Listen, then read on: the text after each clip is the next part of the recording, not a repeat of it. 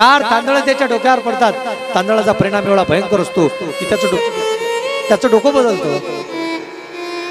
कळतंय ना माझं बोलणं? 25 वर्ष आई लेकरावर प्रेम करते। मुलावर जास्त प्रेम असतं स्त्रियांचं, खूप प्रेम करते ती। त्याच्या उणीवा सुद्धा ती बापापासून झाकून ठेवते व 25 वर्ष आई लेकरावर प्रेम करते। ज्या दिवशी 4 तांदळ त्याच्या डोक्यावर पडतात, तांदळांचा परिणाम एवढा भयंकर असतो, त्याचं डोकं बदलतं। आई बसलेली असते दळण दिसत, एक पाय दारात एक पाय घरात असणारा मुलगा शाळेत असताना आईला विचारणारा आता आई बसलेली असताना सुद्धा विचारत नाही। आईला म्हणतो का गाई? म्हणे काय रे, ती कुठं गेली ग, ती कुठं गेली? त्याचं डोकं बदललं महाराज। मायला नाही विचारत तो आता। हे जीवनात अंतिम सत्य आहे माझ्या मातांनो। तुमचं अंतकरण त्या दिवशी रक्तबंबाळ होईल की बाई ज्याच्याकरता तारुण्य खर्च केलं, ज्याच्याकरता पाया चप्पलने घातली मिनिट, काय झालं? घडलेली घटना सांगतो। अरे आईसाठी किती जरी लेकरं मोठे झाले लहानच असतात बघा, नाही कळत महाराज। एक आई एका मुलासोबत राहत होती। मला जास्त विस्तार करायला आवडत नाही पण एक प्रसंग सांगतो, मस्त सुंदर प्रसंग। आई मुलावर राहायची, मुलगा एज्युकेटेड झाला, अधिकारी झाला, 10 लाखाचं 5-10-20 लाखाचं त्याचं पॅकेज महिन्याचं। परंतु लग्न झाल्यानंतर आईचं आणि त्या पत्नीचं काही पटत नव्हतं। आईची तब्येत खराब होती, आई खुश झाली। मुलाला कधी सांगत नव्हती कारण एकुलता एक मुलगा आहे, पतीचा आधार नव्हता। पतीच्या आधाराशिवाय मुलाच्या आधारावर जगणं होतं। म्हातारपण चुकीचं असतं माझ्या मातांना। ते येण्याच्या अगोदर सावध व्हा बरं, माझी हात जोडून विनंती। अरे चालता चालता गेला पाहिजे माणूस, हे तर खूप त्रास होतो बघा माझ्या मातांनो। अरे ज्या दिवशी आई अंतकरण रक्तबंबाळ झालं, खुश झालं शरीर, डोळे थकून गेले। मुलगा आला एक दिवस, एकांतात भेटला। मा ओ मा काय झालं ग? लहानपासून ज्याला सांभाळलेलं असतं, बापाची छत्रछाया ज्याला प्राप्त नाही झाली, मायनं ती उणीव पूर्ण करून टाकली महाराज बरं का। बापासारखी त्याच्या मागे उभी राहिली। अरे ज्या दिवशी मुलगा विचारतो मा तुझे डोळे थकून गेले सारखे दिसतात, तू जरा थकून गेली ना, काय झालं बाबा सांग ना काय झालं? त्यावेळेला सज्जनांनो माय म्हणते काही नाही रे बाबा, काही नाही झालं। तशीच आता माझं उतरतं वय आहे, आता तर शरीर असंच होणार आहे ना। नाही मा तुझ्या चेहऱ्यावर जरा चिंता दिसते बघ, तू रोज येतो ना मी ड्युटीवरून तेव्हा तुला पाहत असतो गडे हो। जीवनात एक सूत्र लक्ष ठेवा, ज्या दिवशी घराच्या बाहेर पडाल ना आईच्या चरणाकडे पाहत जा, आईच्या चरणाकडे पाहत जा। आई बोलो अगर न बोलो तुमच्याशी कसं वागते याच्याशी काही घेत नाही। तुम्ही तिच्या चरणाला पाय लावा, हात लावा, तिच्या चरणाला हात लावून डोक्याला लावा मा, तुम्ही जीवनात नेहमी यशस्वी व्हाल, कुठं कमी नाही पडणार। एक लक्षात ठेवा सज्जनांनो, अरे माय ही माय असते। तू म्हणाल महाराज माझ्या मातांनो माय कोणाची असू द्या, ज्याची माय गेली ना महाराज, बाप तर असतोच ना हो, पण माय गेली त्याचा प्रेमाचा सागर आटला। एकदा बाप गेला तर चालेल, वाईट वाटू नका ती माझ्या बापांनो, पण माय जर गेली तर लेकराची फार उणी होते बघा, लेकराचे हाल होतात। माय बापाचं पार्ट घेऊ शकते बघा, पण बाप आईचं पार्ट नाही घेऊ शकत बरं, नाही घेऊ शकत माझ्या माता। ज्या दिवशी मायला सोडून एखादा मुलगा जात असेल त्याने आईच्या चरणाला हात लावला पाहिजे बघा, तिच्या चेहऱ्याकडे एकदा पाहिलं पाहिजे, तुम्ही यशस्वी व्हाल महाराज जीवनात। हो मी कधी कधी घरी जातो, 2 वाजलेले असतात, दरवाजा वाजवण्याच्या अगोदर माझी आई दरवाजा उघडते। आपण जर म्हटलं आई झोपली नाही ग, का झोपली नाही ग, त्यावेळेला माय म्हणते अरे माझं लेकरू जर बाहेरच आहे, माझा मुलगा जर झोपण्याच्या अगोदर एखादी माय झोपत असेल तिला कोण माय म्हणेल बघा। मंडळी आमचे महाराज आहेत, त्यांची गाडी चोरीला गेली, आई साधी सुधी होती, गाडी चोरीला गेली त्यांची। आई म्हणते गड्या कोण नेली रे तुझी गाडी? म्हणे आई काय सांगू माझी आई गाडी कोण नेली, कोण्या मेल्यानं नेली म्हणे तुझी गाडी का? हं आईचं मन दुखत असतं बघा लेकरासाठी। म्हणून ज्या वेळेला घराच्या बाहेर पडाल ना आईच्या चरणाला हात लावा, बाहेर पडा माझ्या मातांनो, माझ्या दादांनो बाहेर पडा। अरे तिच्या चेहऱ्याकडे पहा, तुमच्या जीवनात तुम्हाला कोणी पराजय नाही करू शकत, तुमचा पराजित नाही होणार तुम्ही कधी।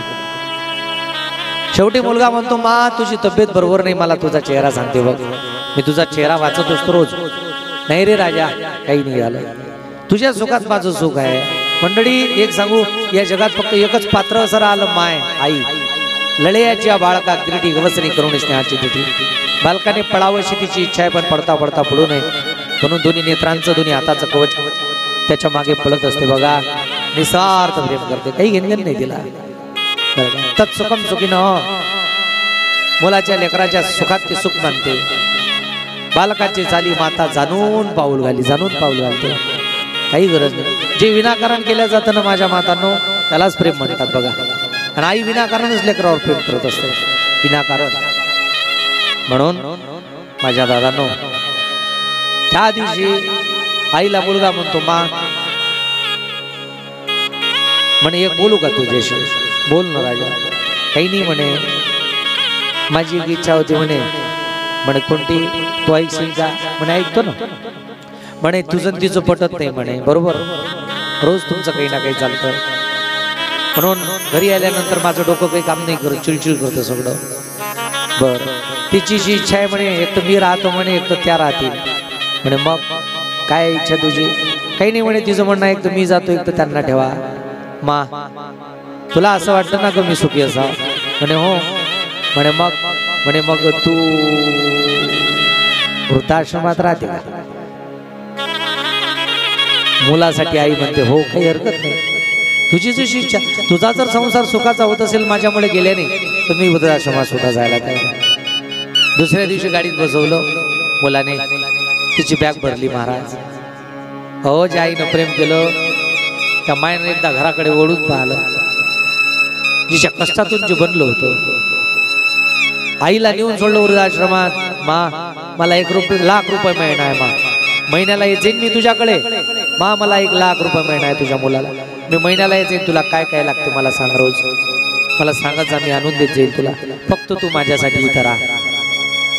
हो बाळा, जा. तुझा संसार जर मी नसल्यामुळे सुखी होत असेल, तर मी तुझ्या सुखाकरता वृद्धाश्रमात सुद्धा राहायला तयार आहे. माया वृद्धाश्रमात राहते. तो महिन्याला मंथली मुलगा पगार झाल्यानंतर जायचा. महाराज, मा बोल ग, तुला काय पाहिजे? त्यावेळेला आई म्हणायची, काही नाही पाहिजे राजा, तू चांगला आहेस ना रे, तुझं सगळं चांगलं आहे ना, घरी चांगलं आहे सगळं. हो मा, तुझ्या आशीर्वादाने सगळं चांगलं आहे. बरं ठीक आहे. दुसऱ्या महिन्याला जायचा. मा, काय पाहिजे बोल? काही नाही पाहिजे राजा, सगळं आहे तुझ्या आशीर्वादाने इथं. तुझं कसं काय चाललं? चांगलं आहे.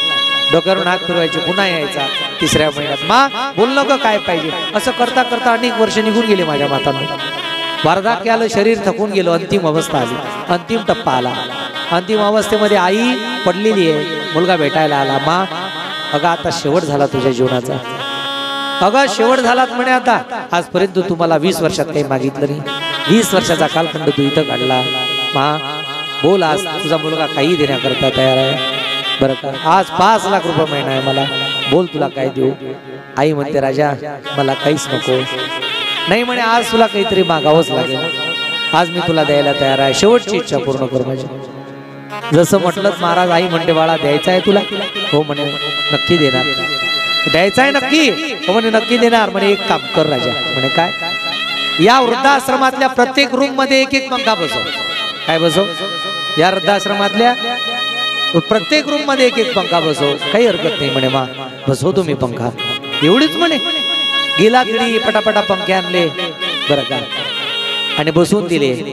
आणि आई जवळ आला. का ग मा, माझा एक प्रश्न आहे तुला. आता तुझा तर काळ अंतिम होता. आजपर्यंत जर तुम्हाला कूलर काय एसी जरी मागितली असती तर मी तुला लावून दिली असती. आजपर्यंत तू बिना पंख्याची इथं 20 वर्षाचा कालखंड काढला. आता जाता जाता तू इथं पंखे लावून चालली. कशासाठी? आता कोणासाठी पंखे लावून चालली?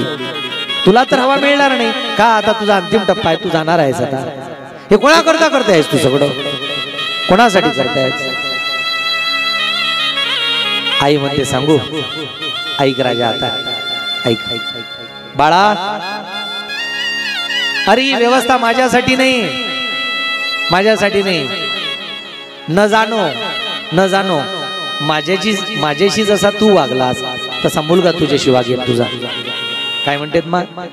आई म्हणते, अरे जसा तू माझ्याशी वागलात तसा तुझा जर मुलगा तुझ्याशी वागला, तुला जर वृद्धाश्रमात आणून टाकलं तू येशीत राहणार आहेस. काय म्हणते?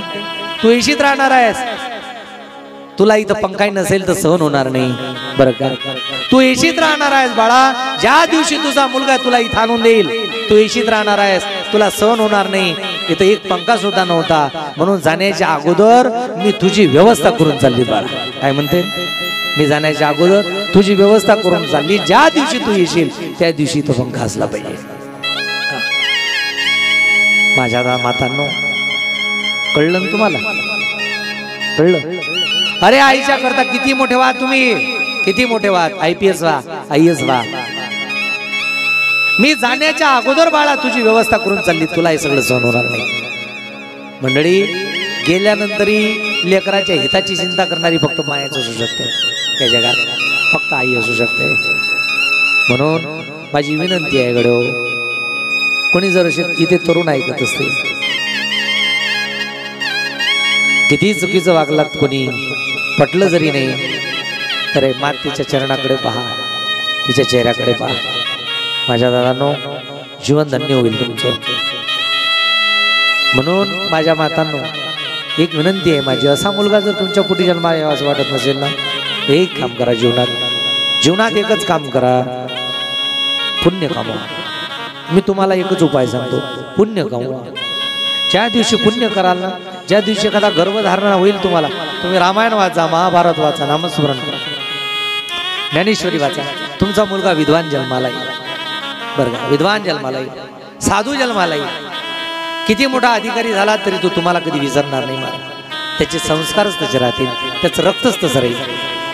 म्हणून माझ्या मातांनो माझी विनंती आहे तुम्हाला तुम्ही पुण्य कमवा.